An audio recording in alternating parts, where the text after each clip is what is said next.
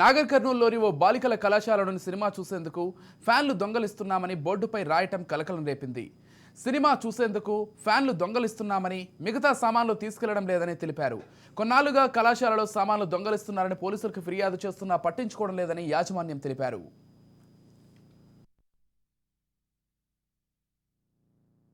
అయితే మా కాలేజీలో ఇంతకుముందు కూడా కరోనా టైంలో ఒక 3 years బ్యాక్ అప్పుడు కూడా దొంగతనాలు జరిగినాయి. అప్పుడు కంప్యూటరు, ఒక సీసీ కెమెరా ఉంటే తీసుకెళ్ళిండ్రు వాళ్ళు.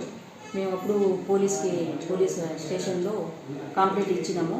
అయినా ఇప్పటివరకు ఎలాంటి స్పందన లేదు, మాకు ఏం తెలియలేకున్నది. మళ్ళీ వాళ్ళు ఏం ఇన్ఫర్మేషన్ మాకు ఏం ఇవ్వలేదు దొరికినట్టు. మళ్ళీ నిన్ననే అంటే 2 days హాలిడేస్ వచ్చినాయి కదా ఈ న్యూ ఇయర్ సందర్భంగా. ఆ 2 days హాలిడేస్లలో మేము వచ్చి మళ్ళీ చూసినట్టయితే, ఆ తర్వాత కాలేజ్ ఓపెన్ అయిన తర్వాత వచ్చి చూసినాము. చూస్తే ఫ్యాన్లని అంటే ఓన్లీ ఆ పైన దిమ్మెలు ఉంటాయి కదా, గడ్డలు పోయి ఉంటే, ఆ తర్వాత ఫ్యాన్ రెక్కలు మాత్రం అక్కడ పడేసిపోయారు.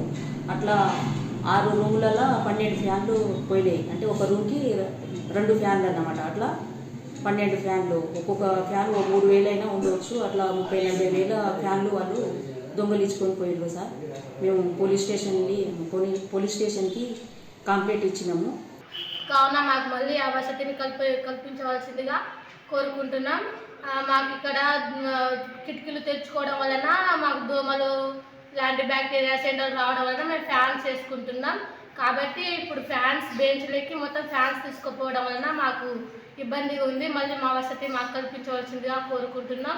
12 ఫ్యాన్లు తీసుకుపోయారు గేట్ ఎక్కి. 12 ఫ్యాన్లు మాకు మళ్ళీ కల్పించవలసిందిగా కోరుకుంటున్నాం సార్. మాకు చాలా ఇబ్బందిగా ఉంది. మా వసతిని మాకు మళ్ళీ మీరు తిరిగి తెప్పించాలని కోరుకుంటున్నాం. మా ఫ్యాన్స్ మళ్ళీ మాకు గవర్నమెంట్ జూనియర్ కాలేజ్ ప్రభుత్వాన్ని బోర్డుల మీద కూడా అసభ్యకరంగా రాసిపోయారు. కావున వాళ్ళు రాయడం వల్ల వాళ్ళు చదువుకున్న స్టూడెంట్స్ అని మేము భావిస్తున్నాం. కాబట్టి వాళ్ళని మీరు తొందరగా పట్టుకొని మా ఫ్యాన్స్ని వాళ్ళకు పోలీస్ కంప్లైంట్ ఇచ్చినాం.